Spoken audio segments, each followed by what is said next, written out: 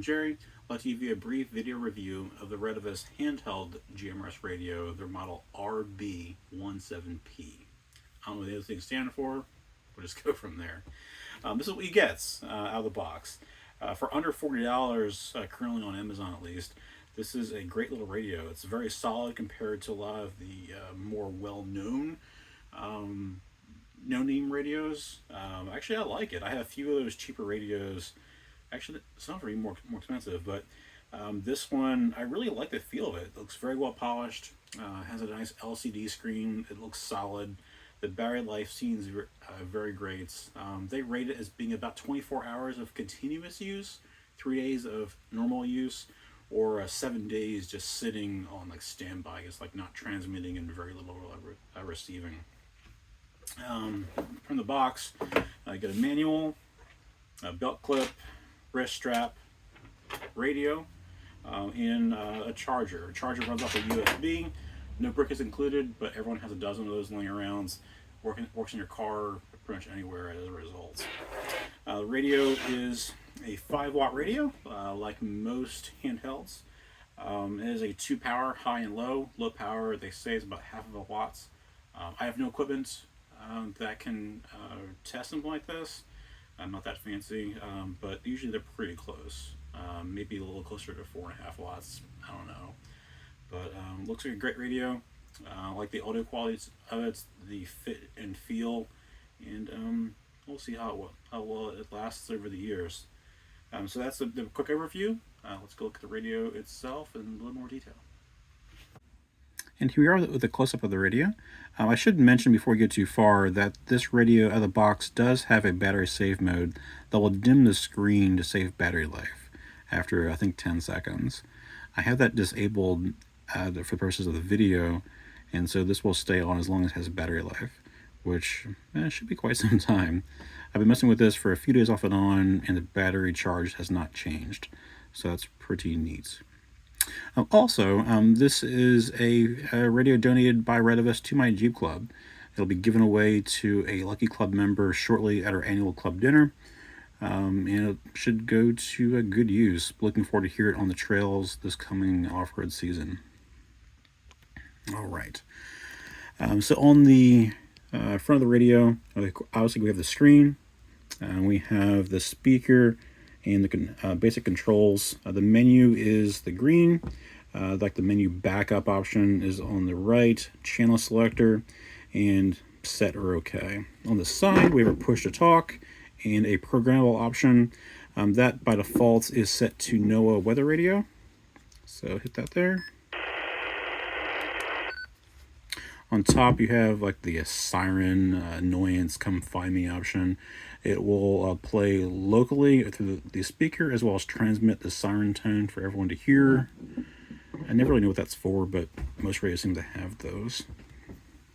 So on the screen, we have 2 channels shown. So by default is in a dual watch mode. So you can listen to two channels at the same time, or at least back and forth between those two. That can be disabled. You can turn that off if you like. Say if you know that you will only ever use one channel at a time, you can turn that off. But I think most guys in the off-road world probably like to have 2 available to them. Let's say you can monitor channel 16, the off-road channel, on the bottom, and while your local club guys can all be on channel, I don't know, whichever one you want to use, up top. All right. Menu. I'm hitting this button here, by the way. Transmit beep. All right, so it goes back to where it was used last recently. So I was going through the options now. We're on the Roger beep. So that is a little guy that when you let go of the button, puts a little beep out so people know that you're done talking. That is, of course, disabled by default. Transmit beep. E set. That's the program the side button. Scan mode. How you want to do your scanning. Set. Auto lock. Bandwidth. Your bandwidth. This can be left alone. Most channels are wide. Busy. Lock. A few are narrow, but just leave them alone. That way you're better working with other folks. This is a nice little mode to adjust like the noise levels so you can hear some weaker stations. This turns NOAA on and off manually if you like. Formatting. This is the option to wipe all of the CT, DSS, or DCS tones out, which I've already done. Channel. Back to the Mode. beginning. It changes how the settings are done, the channel selection. They were on memory, which is the standard. Code. Here's the way to set your squatch tones if you like for your local guys. Encode. Say you're putting it in a repeater manually. Power. Power selection, high is 5 watts, low is half of a watts. This is changeable on most of the channels. A few of them, I think it's 8 through 14, are locked to low power only. That's per the FCC rules. Squelch. You can just squatch manually there if you like. Speed. Set. This goes with battery saving, about how quickly it samples the frequencies. Mode. This is where you can turn that dual watch option available. By default, obviously it's on. Light. Backlight, I've changed that. Let's look at the options here. Color. Actually, we have to go through, if it hits OK to select. On. Now up and down, 5 seconds, 10, 30. 30. On.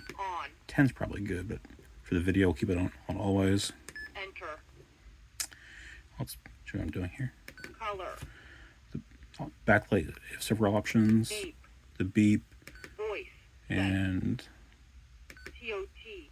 TOT is an option. Say you sit on the radio and it's transmitting forever. After, in this case, 60 seconds, it'll turn off. Vox. Vox is more if you're using a headset. It'll transmit automatically whenever you speak. Vox. Set. After what delay? Transmit. Beep. Your Roger beep. We're back to the beginning. Oh, I forgot to mention on the side we have a port for a headset. It uses a standard, they call it the Kenwood plug, where you'll have a headset, a microphone on one plug on the side. It's also where you can plug in a programming cable if you like. This radio can be programmed with software from their website. I believe the Chirp software as well. So you can program in like a bunch of radios at the same time, saying all of your friends use the same radio. You can have a standard software coding pack that everyone will use. So you can put in all the tones you guys use on one group, local repeaters, stuff like that. That's pretty much it. It's a great radio. I do like the feel of it. Obviously, that's something you can't really see on video, but it's a solid radio. I think it's going to be well performing. The battery life seems to be great. I'm looking forward to it in one of our club members' hands very soon. Any questions, put them in the comments below. This radio will be given away shortly, but I will endeavor to answer questions however I can. That's it. Hope you have a good day. This is Jerry at WRTT436 signing off.